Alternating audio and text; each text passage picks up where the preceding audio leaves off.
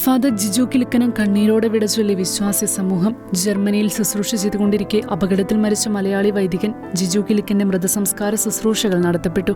ഷോൺസ്റ്റാഡ് വൈദിക സമൂഹത്തിലെ പ്രൊവിഡൻസ് പ്രൊവിൻസിലെ അംഗമായ അച്ഛൻ 2026 ഏപ്രിൽ 20 ജർമ്മനിയിൽ വെച്ച് നിത്യസമ്മാനത്തിനായി ദൈവസന്നിധിയിലേക്ക് വിളിക്കപ്പെട്ടത്. മ്യൂണിക്കിലെ ദേവാലയത്തിൽ അസിസ്റ്റന്റ് വികാരിയായ ഫാദർ ജിജു താമസ സ്ഥലത്തേക്ക് പോവാൻ റെയിൽവേ സ്റ്റേഷനിൽ നിൽക്കുമ്പോൾ കാൽ തെറ്റി റെയിൽവേ ട്രാക്കിലേക്ക് വീണ് ട്രെയിൻ ഇടിച്ചാണ് അപകടം സംഭവിച്ചത്. മ്യൂണിച്ചിലെ നിയമ നടപടികൾ പൂർത്തിയാക്കിയ ശേഷം ഭൗതിക ശരീരം മെയ് 5 നാട്ടിലെത്തിച്ചു.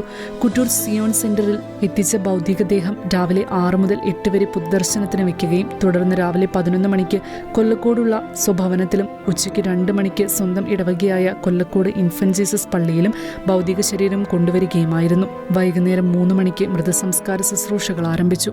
ശുശ്രൂഷകളുടെ 2ാം ഘട്ടത്തിന് താമരശ്ശേരി രൂപതാ ബിഷപ്പ് മാർ റെമീജിയോ സിഞ്ചനാനിയിലും ബിഷപ്പ് എമിരിറ്റസ് മാർ തോമസ് ചക്യാത്തും മുഖ്യ കാർമ്മികരായി. നിരവധി വൈദികരും സന്യസ്തരും നൂറുകണക്കിന് വിശ്വാസികളും ഫാദർ ജിജു കിലുക്കന് അന്ത്യോപചാരം അർപ്പിക്കാൻ എത്തിച്ചേർന്നു. എറണാകുളം അങ്കമാലി അതിരൂപതയിലെ അയ്യമ്പുഴ കൊല്ലക്കോട് കിലുക്കൻ വീട്ടിൽ പരേതനായ ജോസ് മേരി ദമ്പതികളുടെ മകനാണ് അന്തരിച്ച ഫാദർ ജിജു കിലുക്കൻ. 2008 പൗരോഹിത്യം സ്വീകരിച്ച ഫാദർ ജിജു കിലുക്കൻ കേരളത്തിലെ വിവിധ ഇടവകകളിൽ സേവനം അനുഷ്ഠിച്ചിട്ടുണ്ട്. സെമിനാരി റെക്ടറായും അദ്ദേഹം പ്രവർത്തിച്ചിരുന്നു. 2023 ഉപരിപഠനത്തിനായി ജർമ്മനിയിലേക്ക് പോയത്. അവിടെ പഠനത്തോടൊപ്പം തന്നെ വൈദിക ശുശ്രൂഷകളിലും സജീവമായിരുന്നു.